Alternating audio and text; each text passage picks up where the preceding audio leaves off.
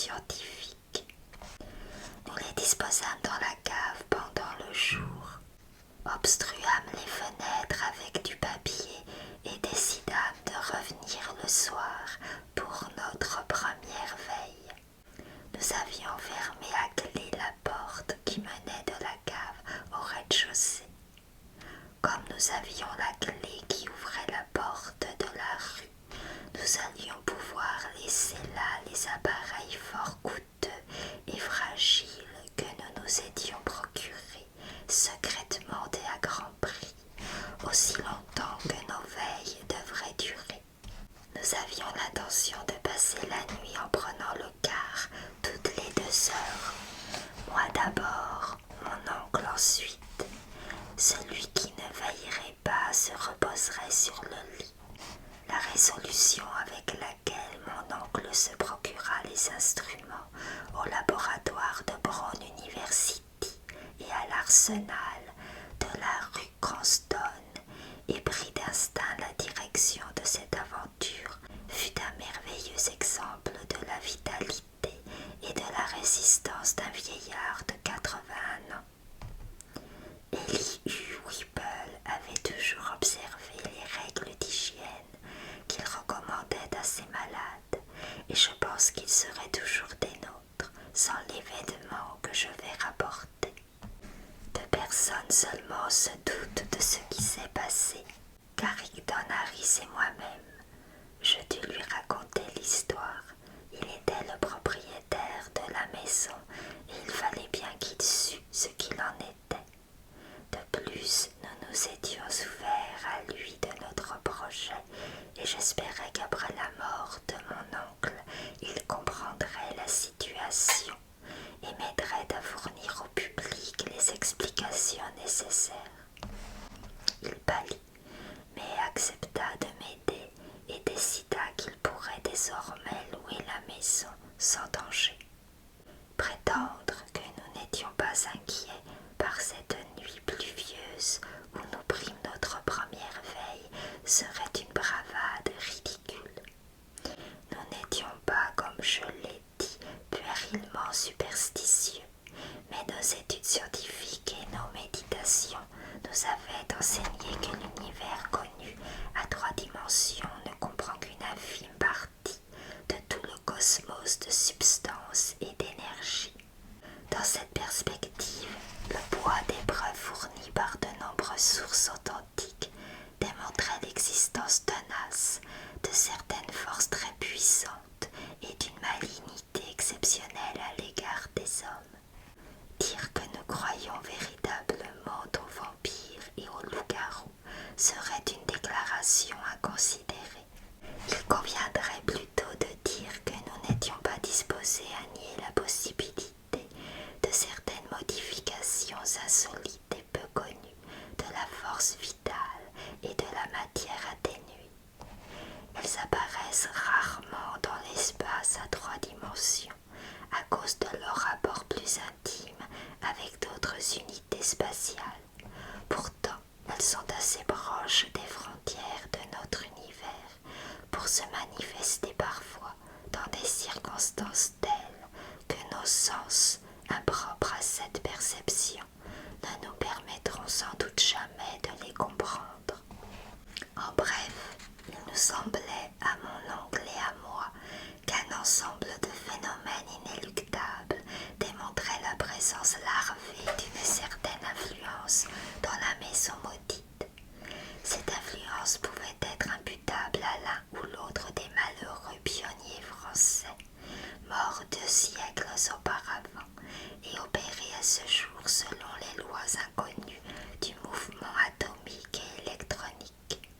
Que la famille Roulet eût présenté d'une affinité anormale pour les lieux extérieurs de l'entité, pour les sombres sphères qui n'inspirent aux gens normaux que répulsion et terreur. Ce qu'on savait d'eux semblait le prouver. Les émeutes qui s'étaient déroulées vers 1730 n'avaient-elles pas mis en branle certaines forces cinétiques dans la cervelle morbide de l'un ou de plusieurs d'entre eux, et surtout du sinistre Paul Roulet, force qui sur obscurément au squelette et continuait à fonctionner dans un espace à plusieurs dimensions, suivant les lignes originales de force commandée par une haine inexpiable envers la collectivité qui les entourait. Ce n'était pas là sûrement une impossibilité chimique ou physique, à la lumière d'une science qui nous a révélé les théories de la relativité de l'action intra-atomique.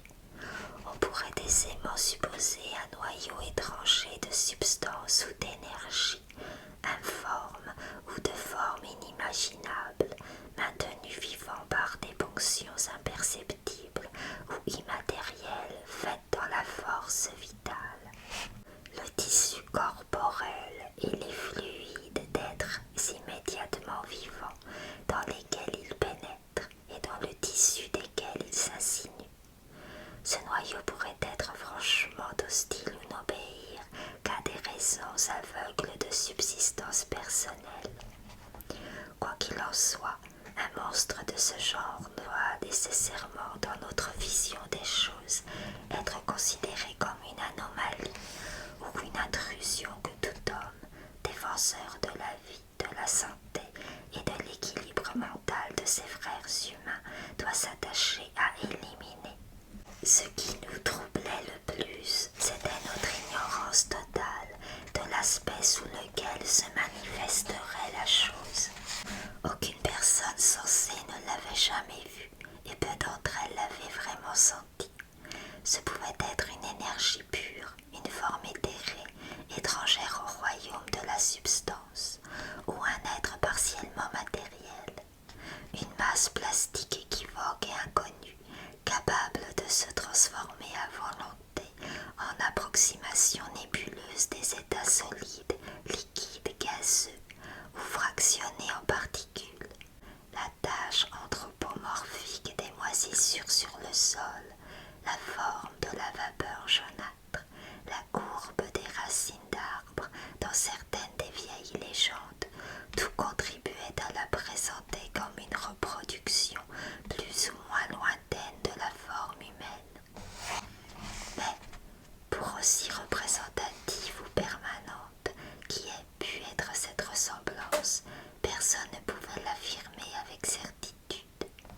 Nous avions conçu deux armes pour la combattre, un grand tube de Crookes adapté à la circonstance, mû par de puissantes batteries à accumulateurs, muni d'écrans et de réflecteurs spéciaux, au cas où la forme s'avérerait intangible et à l'abri de toute arme autre que les radiations d'éther, et de lance-flammes comme on en utilisa lors de la Grande Guerre, au cas où elle s'avérerait en partie matérielle et vulnérable par des moyens mécaniques. Car, semblables aux paysans superstitieux d'Exeter, nous étions prêts à brûler son cœur si elle avait un cœur à brûler. Ces armes offensives furent placées dans la cave en des positions soigneusement calculées par rapport au lit de camp, au fauteuil et à l'endroit devant la cheminée où le terreau avait pris ses formes étranges.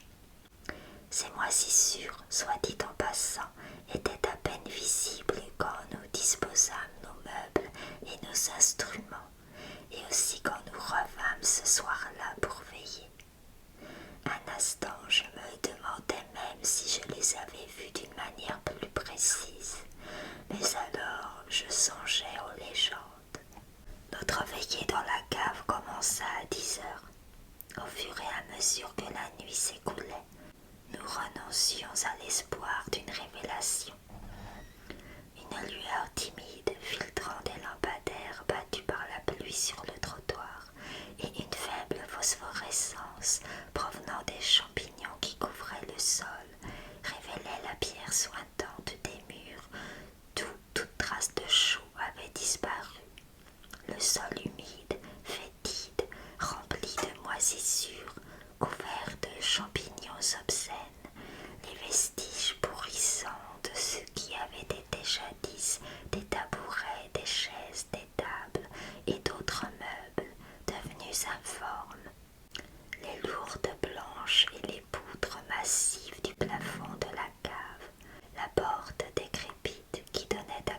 aux autres pièces de la maison. L'escalier de pierre délabré, muni d'une rampe en bois vermoulu, la cheminée caverneuse de briques noircies, où des morceaux de fer rouillé révélaient la présence jadis de crochets, de chenets, de broches, de poulies, et une porte ouvrant sur un four, à quoi il convient d'ajouter notre lit de camp, nos fauteuils pliants, ainsi que les lourds et complexes instruments de mort que nous avions apportés. Au cours de mes précédentes explorations, nous avions laissé la porte de la rue ouverte. Ainsi, une retraite immédiate et commode nous était ménagée au cas où nous ne pourrions nous rendre maîtres des manifestations. Nous pensions que notre présence nocturne ne manquerait pas d'exciter l'entité maligne qui était tapie en ces lieux, et que bien préparés, nous pourrions régler son compte à cette chose à l'aide de l'une ou l'autre de nos armes, dès que nous l'aurions reconnue et suffisamment observée. Nous n'avions aucune idée du temps qu'il nous faudrait pour susciter ou détruire cette chose. Nous avions bien pensé assurément que notre aventure était loin d'être de tout repos, car personne ne pouvait dire de quelle force disposerait la chose. Mais nous pensions que le jeu en valait la chandelle, et nous nous étions lancés dans cette entreprise tout seuls, sans l'ombre d'une hésitation. Nous savions, en effet, que tout recours à une aide extérieure n'eût fait que nous exposer au ridicule et risquer de compromettre le succès de notre expérience.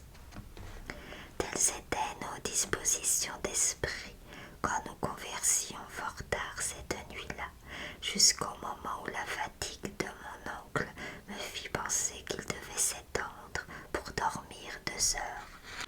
Une sorte de peur me fit frissonner tandis que j'attendais tout seul le petit matin. Je dis tout seul, car quelqu'un qui veille près d'un dormeur est en fait tout seul, peut-être plus seul qu'il ne le pense. Mon oncle respirait lourdement. Sa respiration était scandée par la pluie à l'extérieur et soulignée par un autre bruit énervant de gouttes qui tombaient quelque part dans la maison, car cette demeure humide, même par temps sec, devenait sous la tempête assez semblable à un marécage. J'observais la maçonnerie délabrée des vieux murs à la lueur des champignons phosphorescents et des rayons de lumière affaiblis qui passaient par les fenêtres obturées. Puis, lorsque l'atmosphère déprimante de l'endroit m'excéda, j'ouvris la porte et regardai dans la rue, posant mon regard sur des lieux familiers et humant l'air frais. Il ne se passa rien qui récompensât ma veille. Je me mis à bâiller plusieurs fois. La fatigue l'emportait sur la peur. Soudain, un mouvement de mon oncle dans son sommeil attira mon attention. Il s'était retourné plusieurs fois sur son lit au cours de la première demi-heure, mais maintenant il respirait avec difficulté et poussait parfois d'un soupir qui ressemblait plutôt d'un gémissement étouffé. Je braquai ma torche électrique sur lui et m'aperçus qu'il s'était retourné de l'autre côté. Je me levai et me dirigeai de l'autre côté du lit et éclairai son visage pour voir s'il éprouvait quelque douleur. Le spectacle qui s'offrit à mes yeux me surprit, chose assez curieuse étant donné sa banalité. Ce devait être simplement le rapport entre ce spectacle et la nature sinistre de notre quête et de l'endroit où nous étions, car ce que je vis n'avait en soi rien d'effrayant ou d'anormal. L'expression du visage de mon oncle, troublé sans doute par les rêves étranges que notre situation lui inspirait, révélait une grande agitation et ne lui ressemblait pas le moins du monde. Il était d'ordinaire fort calme et bienveillant. Or, voici qu'une série d'émotions semblait s'emparer de lui.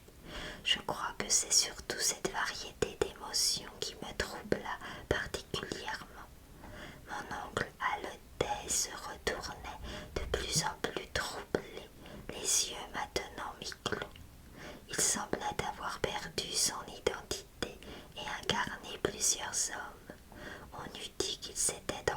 sorte aliéné. Tout à coup, il commença à murmurer, je frissonnais en regardant sa bouche et ses dents. Les mots qu'il prononçait furent d'abord indistincts, puis j'y reconnus en sursautant quelque chose qui me remplit d'une terreur glaciale, jusqu'au moment où je me souvins de l'étendue de ses connaissances et des interminables traductions qu'il avait faites d'articles anthropologiques et archéologiques de la Revue des Deux Mondes. Car le vénérable Elihu Whipple marmonnait en français et les quelques phrases que je pus reconnaître semblaient se rapporter au mythe ésotérique qu'il avait adapté du fameux périodique parisien. Soudain, la sueur envahit le front du dormeur. Il se dressa brusquement à moitié éveillé. Ses bribes de français se transformèrent en un cri anglais et il s'écria d'une voix rauque: « Mon souffle, mon souffle !» Ensuite de quoi il s'éveilla complètement. Son visage reprit une expression normale et mon oncle, me prenant la main, commença à me raconter un rêve qui, lorsque j'en compris l'essentiel, me remplit de terreur. Il avait commencé par entrer dans une série toute normale d'images oniriques, puis une scène s'était déroulée dont l'étrangeté n'avait aucun rapport avec ses lectures. Il se trouvait dans ce monde sans y être, une confusion géométrique ténébreuse, dans laquelle on pouvait apercevoir les éléments d'objets familiers entrant dans des combinaisons inusitées et troublantes. C'était comme un ensemble désordonné de tableaux surimprimés les uns aux autres, une disposition dans laquelle les principes même du temps et de l'espace semblaient se diluer et se télescoper de la manière la plus illogique. Dans ce tourbillon galéidoscopique d'images fantasmagoriques surgissaient parfois, pour ainsi dire, des instantanés d'une singulière netteté, mais d'une hétérogénéité incroyable. À un moment, mon oncle crut qu'il gisait dans une fosse inconsidérément ouverte, bordée d'une foule de visages furieux, encadrés de boucles désordonnées et coiffés de tricornes qui lui faisaient les gros yeux. Puis, il eut le sentiment de se trouver à l'intérieur d'une vieille maison apparemment, dont les détails et les habitants se métamorphosaient constamment. Il n'avait aucune certitude quant au visage et aux meubles, ni même à la pièce, car les portes et les fenêtres paraissaient subir les conséquences de ce flux au même titre que des objets plus mobiles.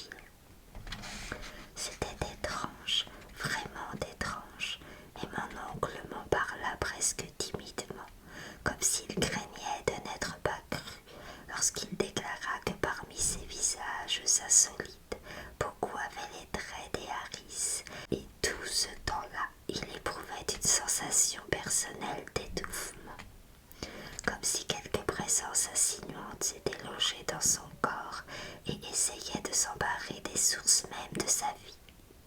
Je frissonnais en songeant à ces sources de vie usées par 81 années de fonctionnement continu, en conflit avec des forces inconnues dont un organisme même plus robuste et plus jeune n'aurait su se rendre maître.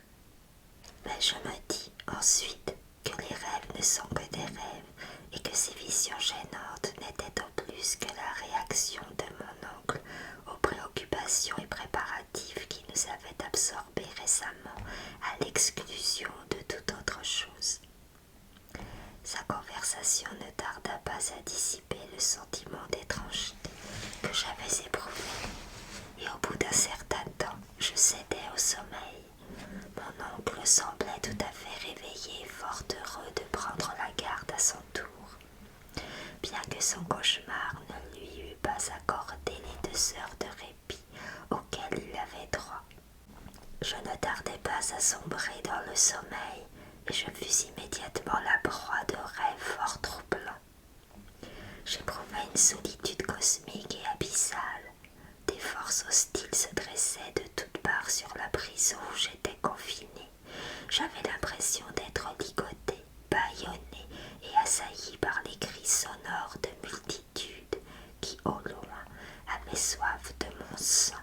Le visage de mon oncle m'apparut sous un jour moins plaisant que dans la réalité, et je me souviens des nombreuses luttes futiles que j'entrepris pour essayer de crier. Ce ne fut pas un sommeil agréable, et pendant une seconde je ne regrettais pas le cri qui perça les barrières du rêve et me dressa sur mon lit, brusquement alerté. J'aperçus devant moi les objets qui m'entouraient en relief,